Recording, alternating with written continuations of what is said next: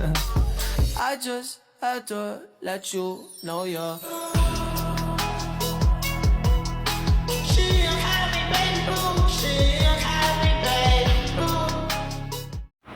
Assalamualaikum warahmatullahi wabarakatuh. Halo guys, perkenalkan saya Damai Putri Lestari, jurusan Perikanan dan Kelautan Universitas Lampung. Kalian pernah kepikiran nggak sih kalau ikan hias bisa jadi peluang bisnis yang cuan? Dengan warna yang cantik dan perawatan yang tepat, ikan hias punya nilai jual yang tinggi dan pasar yang luas. Di video kali ini kita bakal bahas tentang budidaya ikan hias, mulai dari cara merawat sampai strategi jualannya. Stay tune dan siap-siap kenal lebih dekat dengan bisnis yang satu ini. Narasumber kita kali ini adalah Bapak Wahyu, pemilik dari GS Farm. Dari usaha budidaya ikan hias, beliau sudah berhasil menjual ke berbagai wilayah, bahkan sampai ekspor ke luar negeri loh. Penasaran gimana perjalanan dan tips suksesnya? Yuk langsung kita simak. Nama saya Wahyu, saya dari GS Farm. Itu alamatnya di Jatimulyo, Lampung Selatan. Oke. Saya mulai pertanyaan ya Mas. Oke. Nah, pertanyaan pertama ini mengenai awal mula perjalanan usaha ini. Kira-kira bagaimana Mas proses awal Mas melakukan budidaya ikan hias ini, termasuk pemilihan bibit dan media pemeliharaannya? Oke. Pertama-tama dulu itu ini memang hobinya dari awal itu udah pet lover ya, suka sama melihara hewan-hewan ternak gitu kan. Jadi hobi. Misalnya basicnya sebenarnya saya orang teknik sebenarnya. Saya orang teknik. Nah terus pertama-tamanya ini berawalnya itu karena emang suka hobi dari hewan-hewan peliharaan. Terus tiba-tiba waktu itu dapat ilham aja tuh nyebutin ikan gepi. Beneran real, ini real, ceritanya real. Kan waktu itu sempat ada usaha beberapa pada jatuh kan, usaha jatuh itu. Terus pulang dari masjid itu terus bayangkan ini, padahal aku nggak pernah mikirin, nggak pernah browsing, nggak pernah apa. Nah tiba-tiba terus aku browsing lah, pulang dari masjid itu browsing, kok bisa ke gepi, apa ini dah, kok perasaan ini kok suruh ngecek gitu. Makanya aku langsung megang Android, dibuka, keluarlah ikan-ikan ini, dan ternyata harganya beda banget yang kayak kita beli di kios. Kios itu cuma 1.200, zaman dulu masih 1.000 lah zaman kita dulu mas, 10 tahun yang lalu masih murah-murah banget kan. Nah itu kayaknya kok menarik gitu, kapan kita browsing ternyata harganya 150.000, 250.000 pada waktu itu. Nah ujungnya kok ini mah gampang gitu kepikirnya kita, karena selama aku hobi hewan aku nggak pernah ternak ikan dari cupang dan lain-lain, nggak pernah.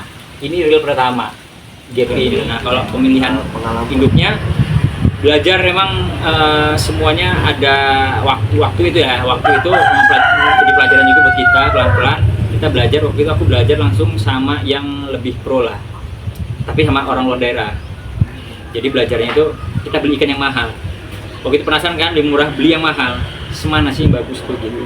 Waktu itu kan otodidak tadi kan, yang bagus tuh kayak apa sih, namanya kita main hobis tuh biasanya beli yang bagus, nanti anakannya bagus, bisa jual bagus juga kan. Nah pikir gitu, matematikanya ngitung, coba deh gitu. Nah tapi memang ada ininya lagi, di situ resikonya itu tadi, kapan mati resikonya besar banget gitu. Memang ya mahal, ilmunya mahal, tadi di situ mahalnya sebenarnya. Karena pada waktu itu kan aku udah jalan hampir 10 kan, ini sekitar 10 tahun. Ini sih 10 tahun ini, ini apa namanya, ada harga, ada kualitas tadi itu. Terus belajarnya otodidak tadi kan, nyobain, ini gimana, terus termasuk dari crossingnya juga. Itu yang perlu diperhatiin itu pertama air, itu udah wajib karena dia tinggal di tempat hidupnya kan. Jadi wajib air, kita itu harus tiap wilayah pasti beda-beda. Kayak di sini Jatimulyo, Sukarame, Aceh pasti beda. Dia ada yang mengandung karat atau lumpur ataupun beda-beda kan kandungannya. Itu tiap masing-masing beda. Jadi sebagai peternak harus nyiapin dari awal, kalau mau bagus dari awal dari air sumur atau air bor itu difilter, masukin ke toren sendiri, diaerasi di situ, baru dikasih lampu UV, baru dikasih sebarin di sini gitu. Ataupun filternya bisa setelah lampu UV, itu baru disebar ke sini gitu. Itu saran dari kita gitu. Tapi kalau berikutnya ada lagi selain dari air, yaitu pemilihan tempat media budidaya. Ikan ini butuh di outdoor atau indoor, atau outdoor aja nggak ada masalah kan gitu. Kan ada juga jenis-jenis tertentu nggak bisa di outdoor karena rawan rentan penyakit, terus kena udara lebih dingin bermasalah, kena panas dikit airnya hijau atau apa dia bermasalah gitu, dari warna, dari jadi stres dianya gitu. Pertama kita pakai media sosial untuk pemasarannya. Kita pakai media sosialnya itu kita ada 3, ada Facebook, TikTok, sama YouTube-nya itu memang buat edukasi sebenarnya awalnya. Cuma ya tadi pas lagi senggang itu bisa waktu itu YouTube. Kan waktu itu kameramennya adek sendiri kan, jadinya bisa bantuin. Nah itu YouTube. Terus 3 itu sih. Kalau Instagram kurang ini. Biasanya kalau kita posting di Facebook aja baru kita cross aja langsung ke sana. Jadi nggak terlalu ini kalau di IG. Jadi cuma 3 itu yang utama. Kalau di TikTok sih yang paling ini. Karena sekarang kan kita memberikan value-nya ikan ini, kalau di TikTok kan lebih mudah untuk orang tahu. Terus sistem penyebarannya ada juga lebih beda kan, lebih lebar dibandingkan yang lain gitu. Nah jadi kita pakai media sosial itu, dan cara jualnya itu kalau ada yang direct ya, bahasanya langsung kita kayak live atau apa gitu. Ada juga yang pakai konten, terus ada lagi kita yang di grup-grup. Kalau di Facebook tuh di grup-grup gitu ya. Di luar negeri kan ada juga kan, mereka punya fans clubnya masing-masing lah. Contoh misalnya kayak di USA itu kan, USA Gapi Club apa gitu. Nah itu kita cari aja gitu grup itu, masukin, kita tawarin di situ. Sama satu lagi, aku buat web, ada web juga. Baru baru sebulan apa 2 bulan ini buat sendiri, tapi masih dalam negeri sendiri. Kalau yang reject itu kita masukin ke kios. Nah kalau yang grade B, grade A itu kita tentukannya biasanya dari harga kita beli. Biasanya kalau untuk hobis, dari cupang semuanya yang hobis kelasnya ya, kelas yang punya eksibisi lah, maksudnya punya kontesin atau apa gitu, dia biasanya dari harga kualitas si ikannya. Ada juga yang ikannya itu mungkin dari zaman dulu yang kayak tadi kan ya, kayak Black Musco, AFR dari zaman dulu udah ada, tapi kualitasnya dipertahankan bagus banget, kualitas kontes, dia bisa 300.000, 500.000 bisa satu pasang. Kita jualnya pasangan pair kalau untuk GP ya kan gitu. Karena kalau laki doang nggak ada pasangannya, dia nggak berkembang biak, dia di sana ya pasti orangnya ini kan pengennya gitu. Jadi kalau kita jualnya pasangan itu 300.000 sampai 500.000 bisa.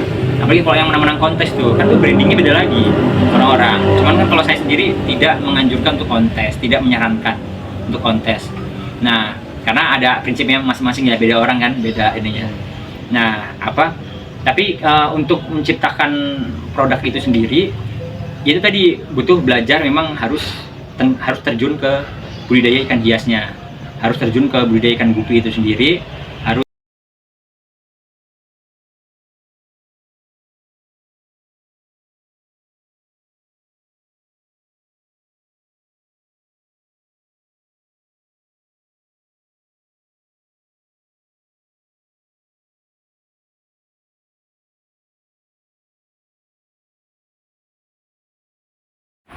Selama menjalankan usahanya, beliau mampu membudidayakan lebih dari 40 jenis ikan hias dengan berbagai kualitas unggulan, mulai dari jenis yang lama hingga jenis terbaru. Dalam teknik budidayanya, faktor utama yang perlu diperhatikan adalah kualitas air serta pemilihan tempat atau media budidaya karena dapat mempengaruhi kualitas warna dari ikan hias tersebut. Dalam pemasaran, beliau memanfaatkan media sosial seperti TikTok, Facebook, YouTube, dan Instagram. Promosi ekspor umumnya beliau melakukan melalui grup Facebook, sementara TikTok dan YouTube digunakan sebagai media edukasi dalam membudidayakan ikan hias. Untuk penjualannya tersendiri dibagi menjadi pasar dalam negeri, baik untuk penghobi maupun distribusi ke kios-kios, dengan harga menyesuaikan jenis dan kualitas ikan. Sementara itu, untuk pasar ekspor, harga per pengiriman umumnya berkisar sekitar $30. Demikian informasi yang dapat saya sampaikan mengenai bisnis budidaya ikan hias bersama Bapak Wahyu. Semoga wawasan ini menjadi manfaat bagi kita semua.